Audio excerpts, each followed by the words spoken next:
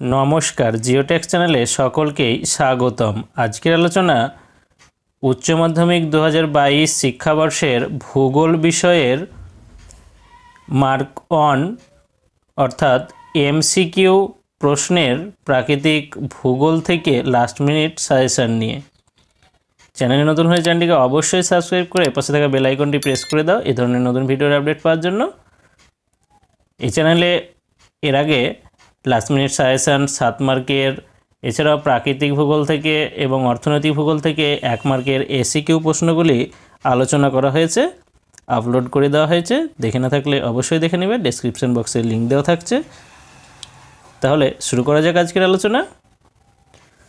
প্রথম প্রশ্ন, অবরোহণ ও আরোহণের সম্মিলিত ফল হলো অপশন এ পর্যায়ন, বি আবহবিকার, সি পুঞ্জিত ক্ষয়, ডি ক্ষয়ীভবন। তাহলে এখানে সঠিক উত্তর তোমরা নিশ্চয়ই বলতে পারবে, এই প্রশ্নটা বারবার প্র্যাকটিস করেছো হয়তো।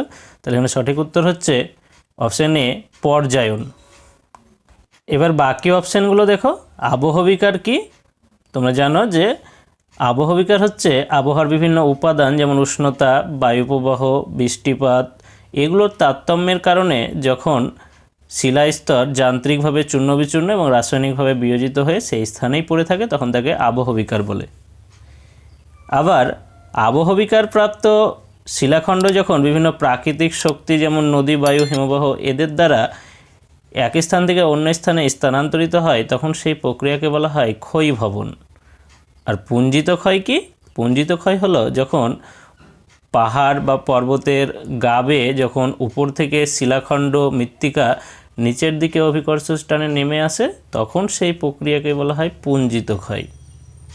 এরপর দেখো 2 নম্বর প্রশ্ন, যে প্রক্রিয়ায় ভূমিভাগের উচ্চতার হ্রাস ঘটে তা হলো, তাহলে অপশান এ পর্যায়ন, বি আরোহণ, সি অবরোহণ, ডি আবহবিকার।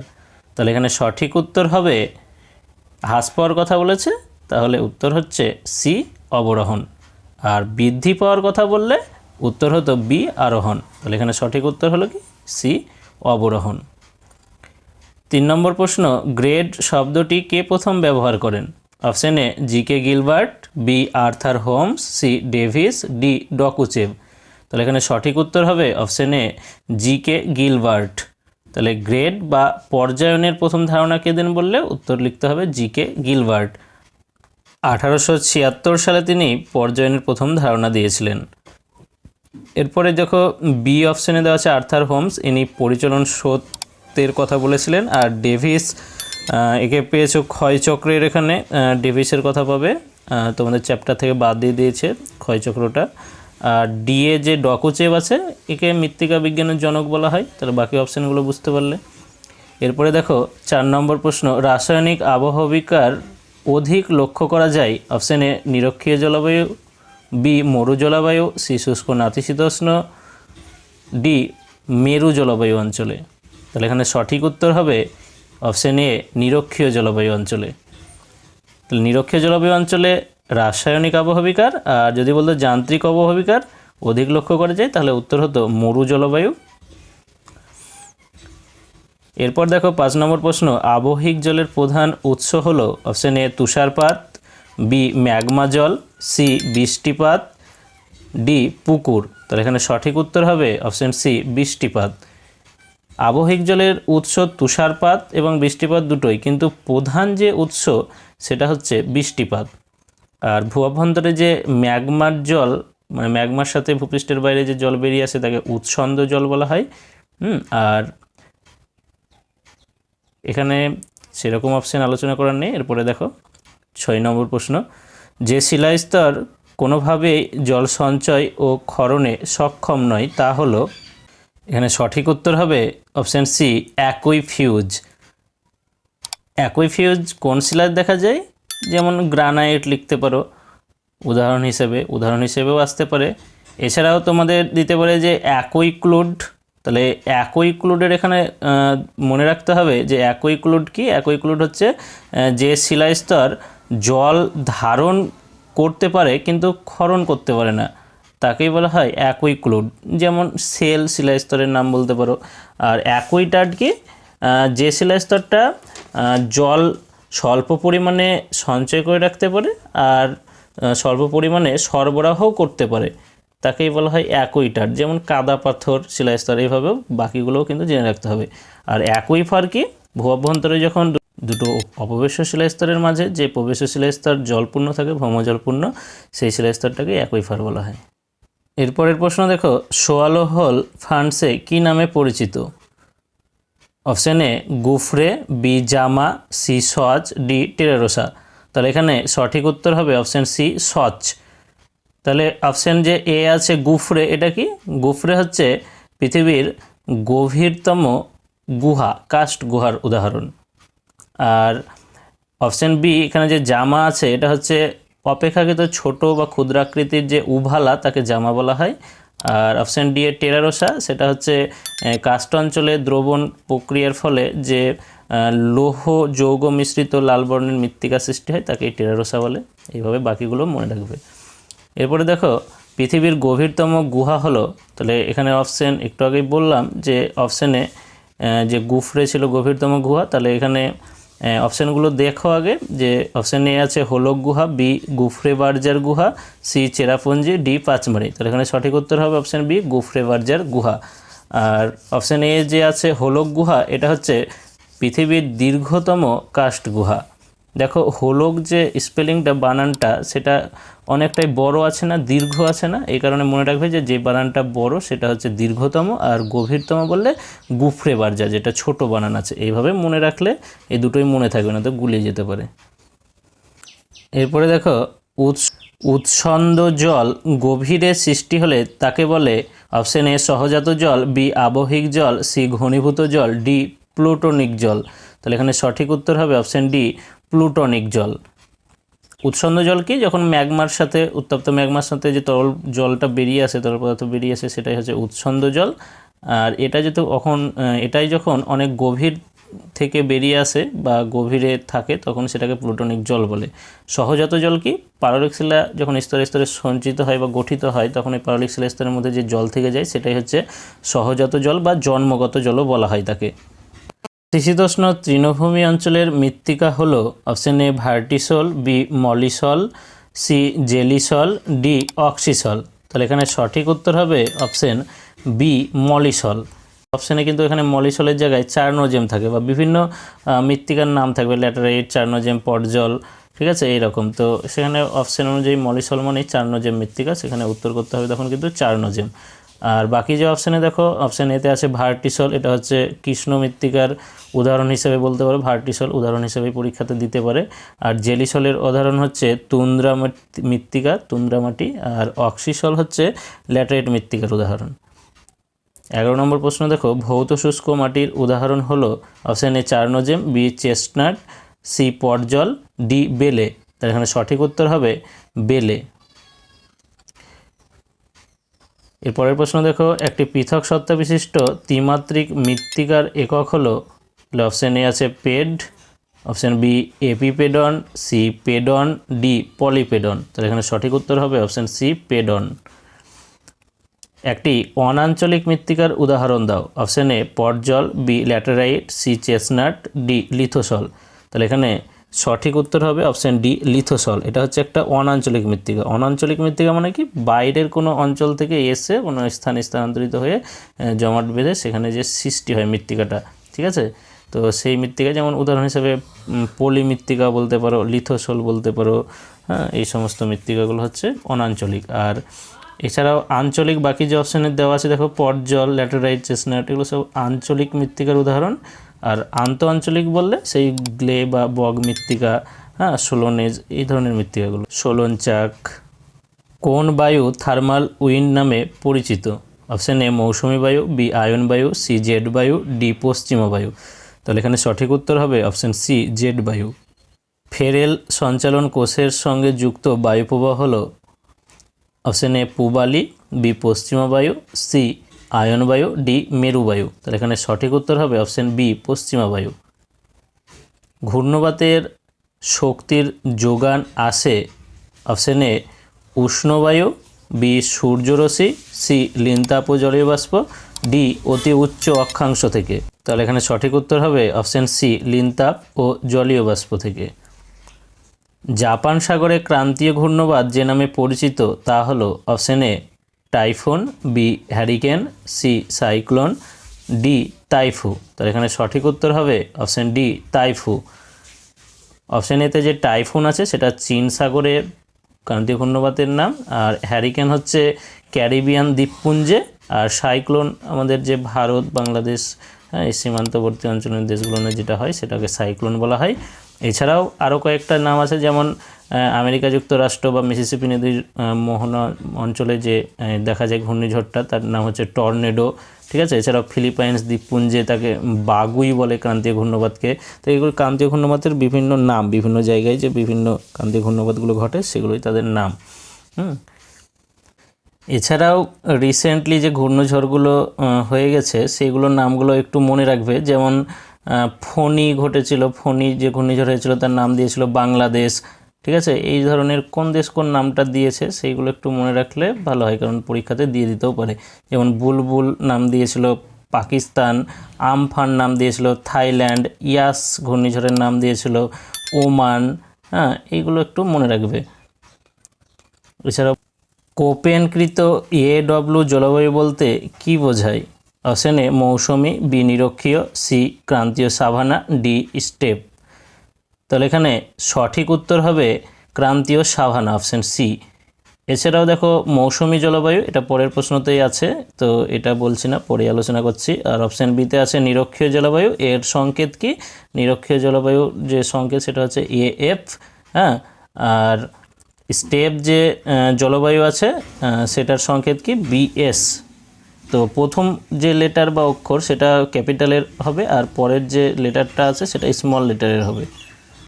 এরপর দেখো AM দ্বারা যে জলবায়ু চিহ্নিত করা হয়, অপশন এ মৌসুমি, বি নিরক্ষীয়, সি ভূমধ্যসাগরীয়, ডি তুন্দ্রা জলবায়ু।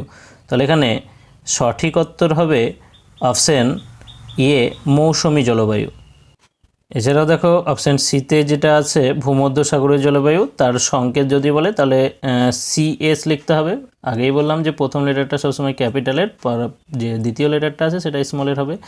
আর অপশন ডিতে যেটা আছে তুন্দ্রা জলবায়ু, সেইটা যদি তোমাকে সংকেত জানতে চাই তাহলে অপশন এ হবে, উত্তর হবে ET।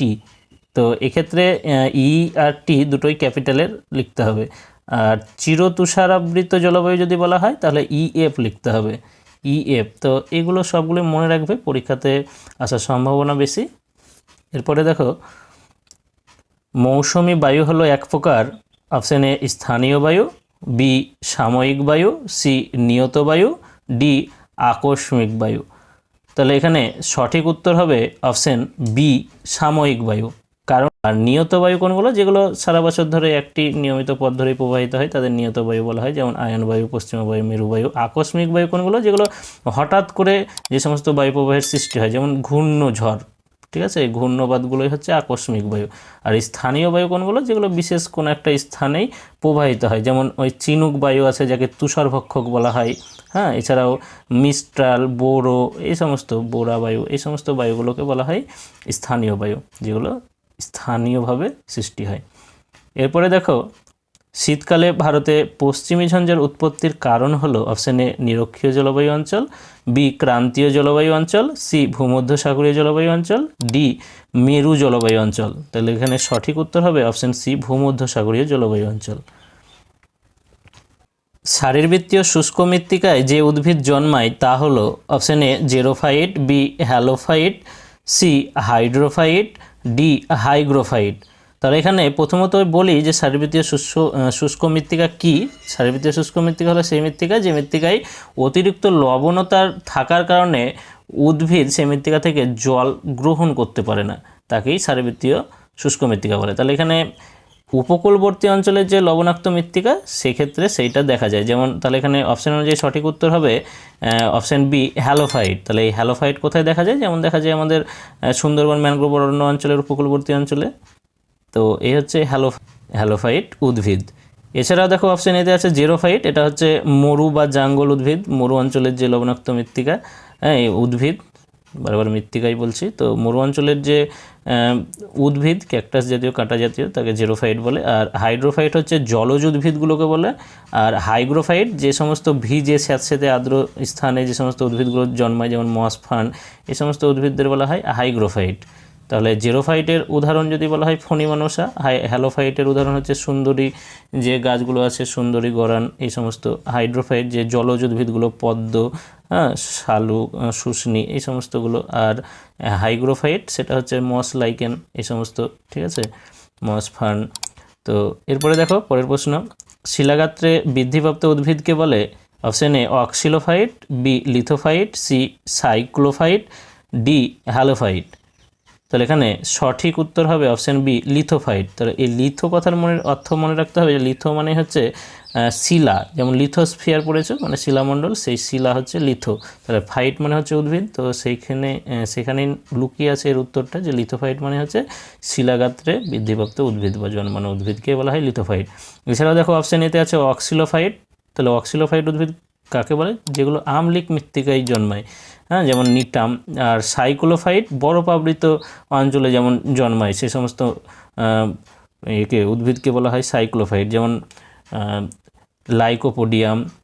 আর অপশান ডিতে আছে হ্যালোফাইট, একটু আগেই বলা হলো যে লবণাক্ত উপকূলবর্তী অঞ্চলে লবণাক্ত মৃত্তিকায় যে সমস্ত উদ্ভিদ জন্মায় যেমন ম্যানগ্রোভ অরণ্যগুলো। তো এই যে এতগুলো অপশান রয়েছে, অপশানগুলো ব্যাখ্যা করছি কারণ কি, যে প্রশ্নটা দেওয়া আছে সেটা তো গুরুত্বপূর্ণই, এছাড়াও বাকি অপশানগুলো থেকেও প্রশ্ন পরীক্ষায় আসতে পারে। তো আশা করছি এই ভিডিওটা যদি সম্পূর্ণ দেখো আর সমস্ত অপশান অনুযায়ী যেভাবে বলা হচ্ছে উত্তরগুলো যদি রেডি করে রাখো, তাহলে আশা করছি সমস্ত প্রশ্নই তোমরা কিন্তু কমন পেয়ে যাবে পরীক্ষাতে, এর বাইরে তেমন কিছু প্রশ্ন আসবে না। তাহলে এর পরের প্রশ্ন দেখো, নিউ মেটাফোর হলো? অপশান এ ঠেসমূল, বি শ্বাসমূল, সি স্তম্ভমূল, ডি গুচ্ছমূল। তাহলে এখানে সঠিক উত্তর হবে অপশান বি শ্বাসমূল। নিউ মেটাফোর শ্বাসমূলেরই ইংরেজি নাম, যেটা প্রশ্নতে আসলে অনেকেই বুঝতে পারবে না, তখন সমস্যা সৃষ্টি হবে। এরপরের প্রশ্ন, আলোক বিদ্বেষী উদ্ভিদের উদাহরণ হলো? অপশান এ সূর্যমুখী, বি জবা, সি গন্ধরাজ, ডি পান। আলোক বিদ্বেষী মানে কি? আলোক পছন্দ করে না সে সমস্ত উদ্ভিদ যারা ছায়া প্রিয় আর কি, ছায়া অঞ্চলে জন্মায়। তো এখানে অপশান অনুযায়ী সঠিক উত্তর হবে অপশান ডি পান। এছাড়াও মানি প্ল্যান্ট অপশানে থাকলে সেটাও কিন্তু উত্তর করা যাবে। পান, মানি প্ল্যান্ট এগুলো মনে রাখো। আর বাকি যেগুলো দেওয়া আছে এগুলো হচ্ছে আলোক প্রিয় উদ্ভিদ, মানে বেশি আলো পছন্দ করে, যেমন সূর্যমুখী আলো পড়লে, বেশি আলো পড়লে তবে ফুটবে সেই রকম। এরপরে দেখো ক্লোরোফ্লোরোকার্বন বা সিএফসির বাণিজ্যিক নাম? Option A neon, B argon, C freon, D xenon. তাহলে অপশান এখানে সি হবে সঠিক উত্তর, ফ্রেয়ন। নিম্নলিখিত দেশগুলির মধ্যে নিম্নলিখিত গ্যাসগুলির মধ্যে যেটি গ্রিনহাউস গ্যাস নয় সেটি হলো? অপশান এ CO2 মানে কার্বন ডাইঅক্সাইড, বি O3 মানে ওজোন গ্যাস, সি নম্বরে আছে O2 মানে অক্সিজেন গ্যাস, আর ডি আছে CFC মানে ক্লোরোফ্লোরো কার্বন। তাহলে এখানে গ্রিনহাউস গ্যাস নয় বলেছে যেটি, তাহলে এখানে সঠিক উত্তর হবে অপশান সি O2। এই O2 গ্রিনহাউস গ্যাস নয়, বাকি যেগুলো আছে সবগুলোই কিন্তু গ্রিনহাউস গ্যাস। পরের প্রশ্ন দেখো, আন্টার্কটিকায় ওজোন স্তরের ক্ষয় প্রথম আবিষ্কার করেন? Option A Dobson, B Schonbein, C Farman, D Barkness. তাহলে এখানে সঠিক উত্তর হবে option C Farman. Schonbein ozone gas প্রথম আবিষ্কার করেছিলেন 1840 সালে, আর ডবসন হচ্ছে ওজোন গ্যাসের ঘনত্ব মাপার একক, ঠিক আছে। এছাড়াও যদি বলা হয় কোন যন্ত্রের সাহায্যে ওজোন গ্যাস পরিমাপ করা হয়, তাহলে স্পেকট্রোফটোমিটার যন্ত্রের সাহায্যে বা ডবসন মিটার যন্ত্রের সাহায্যে বললেও হবে। এরপরের প্রশ্ন দেখো, ওজোন স্তর ধ্বংসের জন্য যে গ্যাস প্রধানত দায়ী তা হলো? Option A CO2, B O3, C CH4, D CFC। তাহলে এখানে সঠিক উত্তর হবে অপশান ডি CFC হচ্ছে প্রধান দায়ী গ্যাস যেটা ওজোন গ্যাসকে ধ্বংস করে। এখানে বিশ্ব উষ্ণায়নের জন্য প্রধান দায়ী গ্যাস হচ্ছে কার্বন ডাই অক্সাইড গ্যাস, এটা ভালো করে মনে রাখতে হবে। আর ওজোন স্তর ধ্বংসের জন্য প্রধান দায়ী গ্যাস হচ্ছে CFC গ্যাস। তো এই দুটোকে গুলিয়ে দিল না, ভালো করে মনে রাখবে। এরপরে দেখো, জীববৈচিত্র্য শব্দটি সর্বপ্রথম ব্যবহার করেন? Option A Walter Rosen, B Norman Myers, C Charles Darwin, D Robert Hooke. তাহলে এখানে সঠিক উত্তর হবে option A Walter Rosen. Walter Rosen জীববৈচিত্র্য বা বায়োডাইভার্সিটি শব্দটি প্রথম ব্যবহার করেছিলেন 1986 সালে, আর নরম্যান মায়ার্স 1988 সালে প্রথম জীববৈচিত্র্য হটস্পট বা বায়োডাইভার্সিটি হটস্পট শব্দটি প্রথম ব্যবহার করেছিলেন। কোন দেশে পৃথিবীর সর্বাধিক জীববৈচিত্র্য বর্তমান? অপশন এ ভারত, বি চীন, সি বাংলাদেশ, ডি ব্রাজিল। তাহলে অপশন ডি হবে এখানে সঠিক উত্তর, ব্রাজিল। ব্রাজিলেই জীববৈচিত্র্য সর্বাধিক, কারণ বিশ্বের যে বৃহত্তম নিরক্ষীয় বা শিলভরণ্য সেটা ব্রাজিলের আমাজনে রয়েছে, এটা একটা কারণ। এরপরে দেখো, ভারতের প্রথম জীবমণ্ডল সংরক্ষণ অঞ্চলটি হলো option A Sundarban, B Nilgiri, C Pachmarhi, D কচ্ছেরন। তাহলে এখানে সঠিক উত্তর হবে অপশন বি নীলগিরি। নীলগিরি তামিলনাড়ুতে আছে, কোন রাজ্যে রয়েছে সেটাও অনেক সময় জিজ্ঞেস করে, মনে রাখবে তামিলনাড়ু রাজ্যে রয়েছে নীলগিরি। তো বিশেষ করে নীলগিরি তামিলনাড়ু, কর্ণাটক, কেরালার সীমান্তবর্তী অঞ্চলে রয়েছে, তো তামিলনাড়ু বললেই হবে অপশন অনুযায়ী। যে জলবায়ু অঞ্চলে জীববৈচিত্র্য সর্বাধিক? অপশন এ নিরক্ষীয় বৃষ্টি অরণ্য, বি নাতিশীতোষ্ণ তৃণভূমি, সি তুন্দ্রা, ডি উষ্ণ মরু জলবায়ু অঞ্চলে। তাহলে এখানে সঠিক উত্তর হবে অপশন এ নিরক্ষীয় বৃষ্টি অরণ্য জলবায়ু অঞ্চলে। ভারতের একটি জীববৈচিত্র্য হটস্পট হলো অপশন এ পূর্ব হিমালয়, বি পূর্বঘাট পর্বত, সি আরাবল্লী, ডি বিন্ধ্য পর্বত। তাহলে এখানে সঠিক উত্তর হবে অপশন এ পূর্ব হিমালয়। ভারতে প্রধানত 4টি হটস্পট রয়েছে, কোনো কোনো বইয়ে 3টির কথা বলা হয়। তো 4টি হটস্পট কোনগুলি? যেমন পূর্ব হিমালয় রয়েছে, পশ্চিমঘাট পর্বত রয়েছে, সুন্দাল্যান্ড আর ইন্দো বর্মা হটস্পট। তো সুন্দাল্যান্ডকে অনেক জায়গায় দেওয়া থাকে না, তো 4টি মনে রাখো। এছাড়াও যদি বলে পৃথিবীতে মোট জীববৈচিত্র্য হটস্পট, তো এটা 35টি সংখ্যা, এখন বর্তমানে হয়তো আরও বেড়ে গেছে, তো 35টি বই অনুযায়ী বলছি।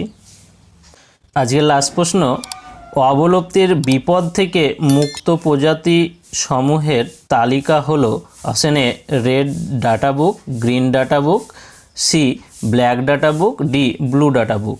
তাহলে এখানে সঠিক উত্তর হবে option B green data book. Red data book কি? বিলুপ্ত বিপন্ন যে সমস্ত জীব প্রজাতিগুলো আছে তাদের যে তথ্য নাম যে তালিকায় প্রকাশ করা হয় সেটা হচ্ছে রেড ডেটা বুক। আর ব্ল্যাক ডেটা বুকটা হচ্ছে কি? ব্ল্যাক ডেটা বুক হচ্ছে যেটা হানিকর বা ক্ষতিকারক প্রাণী যে সমস্ত জীব প্রজাতিগুলো আছে, প্রাণীগুলো আছে, তাদের নাম যে তালিকায় প্রকাশ করা হয় সেটা হচ্ছে ব্ল্যাক ডাটা বুক। তো এইভাবে মনে রাখবে, বাকিগুলো এখানে রেড, গ্রিন আর ব্ল্যাক তিনটেই গুরুত্বপূর্ণ, তো রেডটা ভালো করে মনে রাখবে। তাহলে এই হচ্ছে তোমাদের আজকের প্রাকৃতিক ভূগোলের এমসিকিউ প্রশ্নের সাজেশন সম্পর্কে আলোচনা। চ্যানেল নতুন হলে চ্যানেলটিকে অবশ্যই সাবস্ক্রাইব করে পাশে থাকা বেল আইকনটি প্রেস করে দাও এই ধরনের নতুন ভিডিওর আপডেট পাওয়ার জন্য। আজকের মতো এখানেই শেষ করছি, সঙ্গে থেকো, ধন্যবাদ।